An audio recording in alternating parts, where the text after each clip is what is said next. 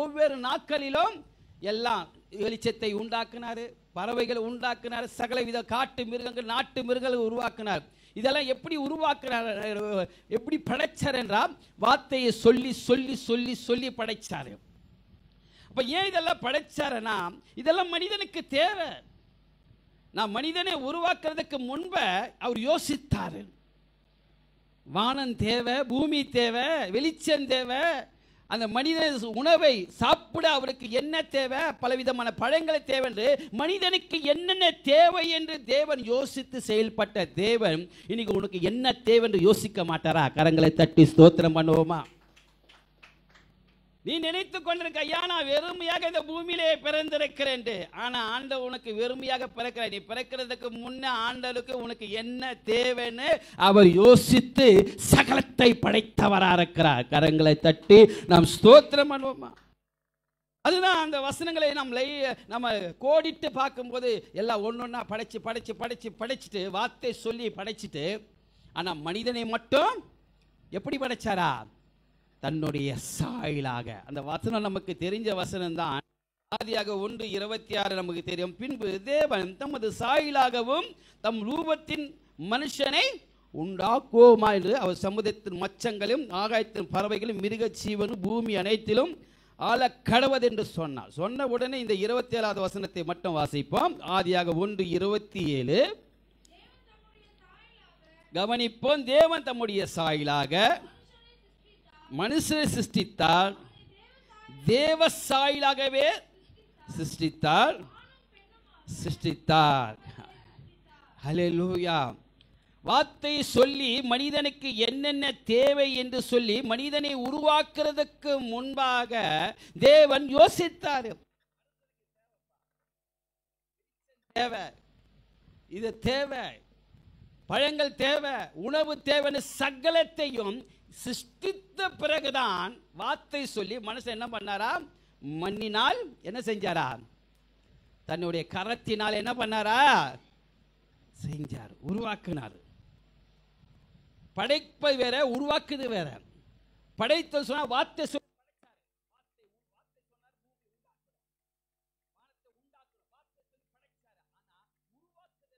தன்னுடைய கரத்தை வச்சு என்ன பண்ணாரு? உருவாக்குறார். இதெல்லாம்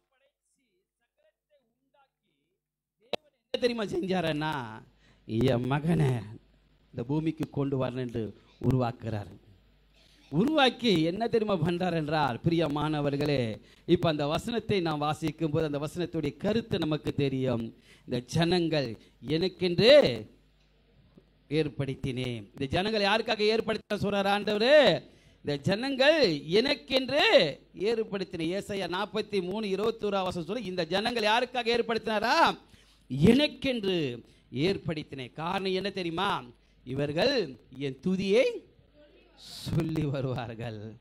அப்ப ஆண்டவருடைய யோசனை பாருங்க.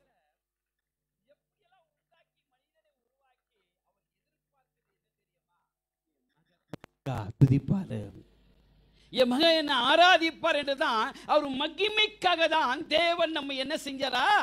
சிருஷ்டித்திருக்கிறார்.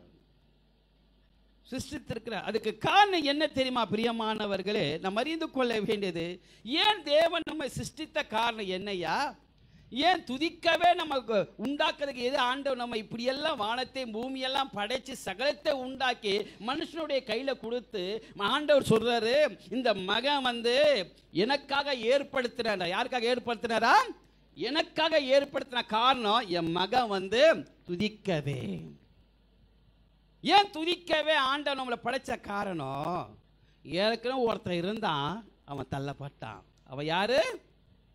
லூசிபர். அவன் தள்ளப்பட்டான். வானத்தை பூமி உண்டாக்குறது முன்பாக அவன் எங்கே இருந்தார் என்றால் தேவ சன்னதியிலே இருந்தான். தேவ தூதர்களிலே பிரதான தூதனாக ஒருவனாக இருந்தான். பிரதான தூதர்கள் என்பது 3 பேர்கள். ஒன்று லூசிபர் ஒருவன், இரண்டாவது பார்க்கும்போது கேப்ரியல், மூணாவது பார்க்கும்போது மிக்காவேல். இந்த 3 தூதருக்கு கீழே கோடிக்கணக்கான தூதர்கள் இருக்கின்றார்கள். ஆனால் பிரதான தூதர்கள் 3 பேர் தூதர்களிலே மிக்காவேலுக்கு தேவன் ஒரு அதிகாரத்தை கொடுக்கப்பட்டிருக்கிறார். கேப்ரியலுக்கு ஒரு அதிகாரம் கொடுக்கப்பட்டிருக்கிறார். ஆனால் லூசிபருக்கு மட்டும் கொடுக்கப்பட்ட அதிகாரம் எப்படிப்பட்ட அதிகாரம் என்று நாம் பார்க்கும்போது பிரியமானவர்களே, வாசிப்போம். ஏசாயாவின் அதிகாரத்தை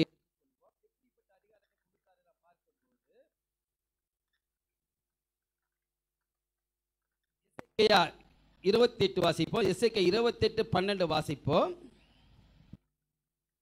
கொடுக்கப்பட்ட ஒரு காரியங்களை பார்க்கும்போது வாசிப்போம். எசேக்கியாவின் அதிகாரத்தையும் 28:12 வாசிப்போமா? மனப்புத்திரனே,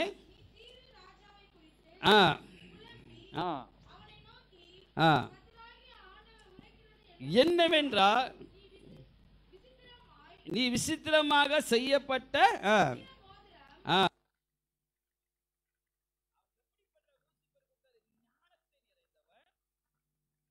பூர்ண அழகுள்ளவன், தேவனுடைய தோட்டம்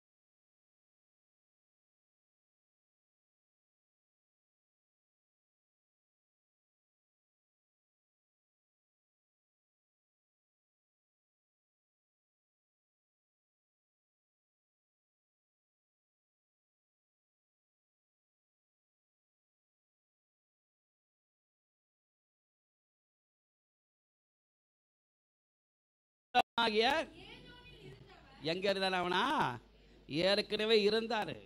ஏதேன் தோட்டத்தில் இருந்தான். இந்த ஏதேன் தோட்டத்தை பாதுகாக்கவும் அக்கினி மதிலாக உலாவிக் கொண்டிருந்தான். எப்படிப்பட்ட அலங்காரம் பாருங்கள் அவனுக்கு கொடுக்கப்பட்டது. வாசிக்கும் போது அந்த 13வது வசனம் 28:13 வாசிப்போம். எசேக்கியேல் 28:13 தேவனுடைய தோட்டமாகிய ஏதோனிலே இருந்தவன் பத்மராகம், புஷ்பராகம், படிக்க பச்சை, மரகதம், மாணிக்கம் முதலான சகலவித ரத்னங்கள் பொன்னினால் உன்னை மூடிக்கொண்டிருந்தது. கவனிப்போம். நீ சிருஷ்டிக்கப்பட்ட நாளிலே உன் மேல வாத்தியங்களும் நாகஸ்துரங்களும்.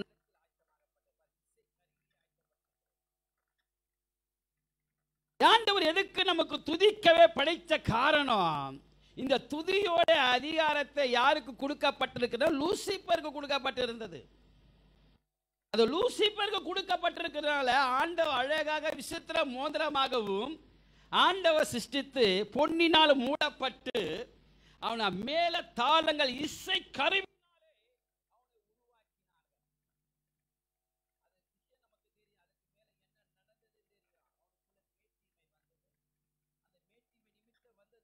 என்ன நடந்தது நாம் பார்க்கும்போது வாசிப்போம். பிரியமானவர்களே, என்ன வாசிப்போம்? நாகஸ்துரங்களும் ஆயத்தமாக்கப்பட்டது. அவனுக்குள்ள வீழ்ச்சிய காரணம் ஏசாயா 14வது அதிகாரத்தை அவனுக்கு பார்க்கிறோம். ஏசாயா 14வது அதிகாரம் 13வது வசனத்தை எடுத்தவர்கள் வாசிப்போம். ஏசாயா 14வது அதிகாரம் 13. அவனுக்குள்ள வந்த ஆசையை பாருங்களேன். ஆண்டவர் அழகாக சிருஷ்டிக்கப்பட்டு அவனுக்குள்ள ஒரு பெருமையான ஆசை வந்து, நான் வானத்துக்கு ஏறுவேன், தேவனுடைய நட்சத்திரங்களுக்கு மேலாக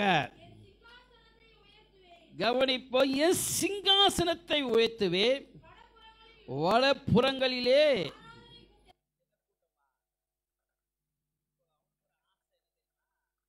நான் ஏன் ஆண்டவரை துதிக்கணும்? நான் ஏன் ஆண்டவரை ஆராதிக்கணும்?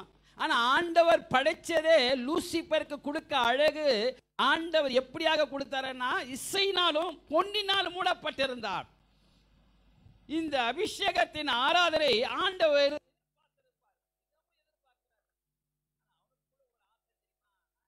ஆராதிக்கணும். என்னை ஆராதிக்கிற ஒரு கூட்டத்தை நான் உருவாக்கணும். எனக்கென்று சில ஜனங்களை நான் சேர்க்கணும் என்று பிசாசு என்ன பண்ணானா, அவனுக்குள்ள ஒரு பொறாமை நிமித்தம் வந்தது. எனக்கென்று ஒரு ஆராதனை கூட்டத்தை பர்வதங்களை வீற்றிருப்பேன் என்று சொன்னான். நடந்த சம்பவம் தெரியும். 14வது வசனத்தில் நான் மேகங்கள் மேலே உன்னதங்களுக்கு ஏறுவே. எப்படி இருக்க சொல்றார், வாசிக்கப்பட்டிருக்கிறது 14:14. உன்னதமானவருக்கு எப்படி இருப்பாரா? ஒப்பாவென்று தன் இதயத்திலே சொன்னாய். இது நிமித்தம் தான் ஆண்டவரே அவனை தள்ளினார். தள்ளின உடனே 15வது வசனம் சொல்லப்பட்டிருக்கிறது, ஏசாயா 14:15. ஆனால் ஆகாதவென்று பாதாளத்தில் நீ தள்ளுண்டு போனாய். அவன் தள்ள உடனே ஆண்டவர் என்ன தெரியுமா பண்ணாரு? யோசிக்கிறாரு. இப்ப யோசிக்கிறாரு, ஐயோ என்னை ஆராதிக்கவே இவனை அழகாக சிருஷ்டித்தனே, அக்கினி மதிலாக உலாவ அதிகாரத்தை நான் கொடுத்தனே. கேப்ரியேல் தூதர் கொடுக்கல, மிக்காவேலு கொடுக்கல, இந்த லூசிபர் கொடுக்கப்பட்டார். காரணம், அவனை பொன்னினாலும் அழகினாலும் இசையினாலும் துதிக்கவே ஆராதிக்கவே அவனை படைச்சு ஆண்டவர் எதிர்பார்த்து கொண்டிருந்தார். ஆனா அந்த லூசிபருக்குள்ள வந்தது நிமித்த கூட்டத்தை உருவாக்கணும், எனக்கென்று ஒரு ஆராதனை, என்னை ஆராதிக்க வேண்டிய ஒரு திட்டம் போட்ட நிமித்தம் அவன் தள்ளப்பட்டான். தள்ளப்பட்ட உடனே பூமியானது ஒழுங்குமை வெறுமையாக மாறப்பட்ட நிமித்தம் அங்க வந்தார் ஆண்டவர். தம்முடைய சாயலாக தம்முடைய ரூபத்தின்படியே தேவன் என்ன செஞ்சாரா?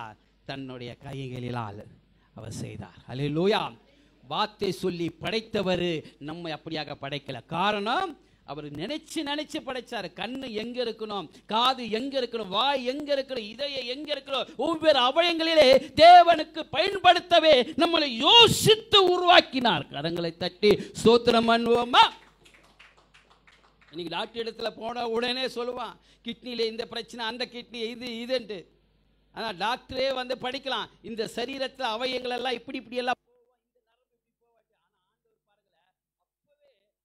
எவ்வளவு யோசித்து இருக்கிறார். பெரிய மூளை, சிறிய மூளை, கண்ணு, மூக்கு, வாய், இந்த காதை ஏன் வச்சாருன்ட்டு டாக்டருக்கு தெரியும். ஆனா அதுக்கு முன்ன ஆண்டவர் யோசித்து காதை படைச்சாரு. எதுக்குன்னா சத்தத்தை கேட்க வேண்டும். இந்த சத்தத்தை கேட்டு சிந்தனையிலே அது கேட்க வேண்டிய சிந்தனையை உருவாக்கணும். அப்போ நம்ம பாருங்க, நமக்கு ஆண்டவர் நல்ல ஒரு பேரை கொடுத்தார். என்ன பேர் தெரியுமா? விசேஷமானவர்கள். நாம் யாரு? ஏன் விசேஷமானவர்கள்னா, ஆண்டவர் நம்ம யோசித்து ஒவ்வொரு சரீர அவயங்களிலே நம்ம அழகாக படைச்ச காரணம் அவரை பயன்படுத்ததான். கரங்களை தட்டி ஸ்தோத்திரம் பண்ணுவோம். அதான் பிசாசு என்ன பண்றா தெரியுமா? நம்ம சரீரத்தை கெடுக்க நீ ஆண்டவர் துதிப்ப, உன்னுடைய அவயங்கள் நல்லா இருந்தா தேவனை மகிமைப்படுத்த சொல்லிட்டு அவன் என்ன பண்றான்? சில அடிமைத்தனத்தின் ஆவிகளை உருவாக்குறான்.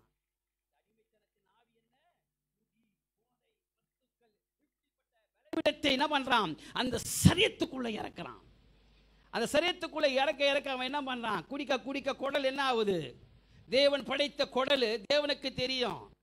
குடல் எப்படி செயல்பட வேண்டும். அந்த குடலை என்ன பண்ணுவான்? டேமேஜ் பண்ணுவான். கிட்னியை டேமேஜ் பண்ணுவான், சிந்தனையை டேமேஜ் பண்ணுவான், கண்ணை டேமேஜ் பண்ணுவான். பரிசுத்தத்தை பார்க்காம அசுத்தத்தை உண்டாக்க கண்களை என்ன பண்ணுவான்? டேமேஜ் பண்ணுவான். இதுதான் அவனுடைய தந்திரம். யோசித்து நம்ம என்ன செஞ்சாரா? அழகா படைச்சார். எதுக்கு தெரியுமா? என் ஜனங்க வந்து துதிப்பார்கள், என் ஜனங்களை ஆராதிப்பார்கள். ஆராதிப்பார்கள் தான் தேவன் நம்மை படைத்தார். இது நம்ம அறிய வேண்டும். உலகத்தார் சொல்வார், உன்னை அறிந்தா ஏதோ உலகத்தை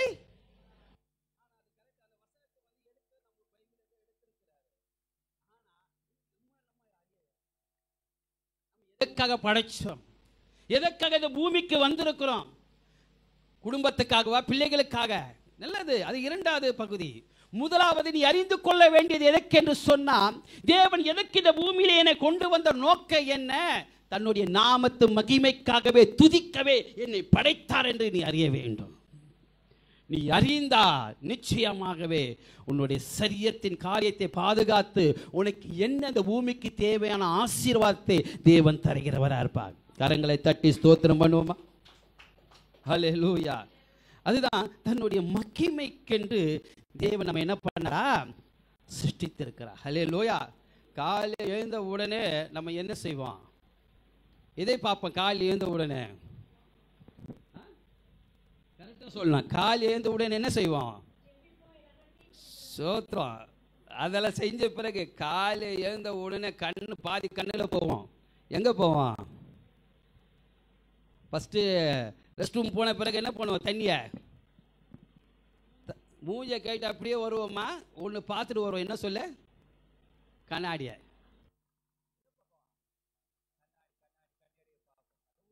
அப்போ பார்த்தா கண்ணாடி எங்கெங்க ரோட்டில் வண்டி நின்னாலும் அந்த கண்ணாடி பார்க்காம போக மாட்டோம். இருக்கிற கண்ணாடி எல்லாம் பார்ப்போம். நான் அதெல்லாம் கவனி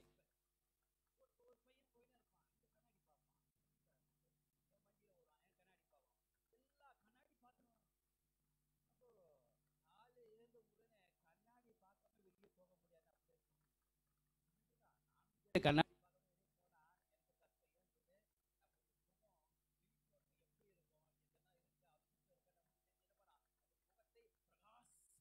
கண்ணாடியை பார்ப்போம் நேலோட்டமா. நல்லதுதான். ஆனா அதிகாலை எழுந்த உடனே கண்ணாடி பார்க்கறதுக்கு முன்ன நம்மை பார்ப்பதுதான் பெரிய கண்ணாடி. கரங்களை தட்டி ஸ்தோத்திரம் பண்ணுவோமா? நம்ம எந்த நிலைமையில இருக்கிறோம்? எதற்காக இந்த பூமிக்கு வந்திருக்கிறோம்? இன்னைக்கு பரிசுத்த நாள், தேவன் உயிர்த்தெழுந்த நாள், தேவனை மகிமைப்படுத்துற நாள். இன்னைக்கு ஆண்டவர் உட்கார்ந்து இருப்பாருங்க. என் மகன் வருவான், என்னை ஆராதிக்க போவா. என் மகனை 6 நாள் நல்ல உணவு கொடுத்து பலன் கொடுத்து வேலையில பாதுகாத்தேனே, என் மகன் வருவார் என்று வாசப்படியில எதிர்பார்த்து கொண்டே இருப்பார் ஆண்டவர். எதுக்கு தெரியுமா? என் மகன் வந்து கையை தட்டி கரங்களை தட்டி வாயை திறந்து என்னை ஆராதித்து பரிசுத்தாவில் நிரம்பி என்னை மகிமைப்படுத்த போறார் என்று ஆண்டவர் எதிர்பார்த்து கொண்டே இருப்பார். அதை நம்ம என்ன செய்ய வேண்டுமா? காத்திருக்கிறார். எனக்காக ஒருத்தர் காத்திருக்கிறார். நம்ம பாசம் உள்ள ஆசை உள்ள ஒரு மனிதன் காத்து கொண்டிருக்கும் போது எப்படி ஓடுவான்? எவ்வளவு ஸ்பீடா பார்ப்போம்.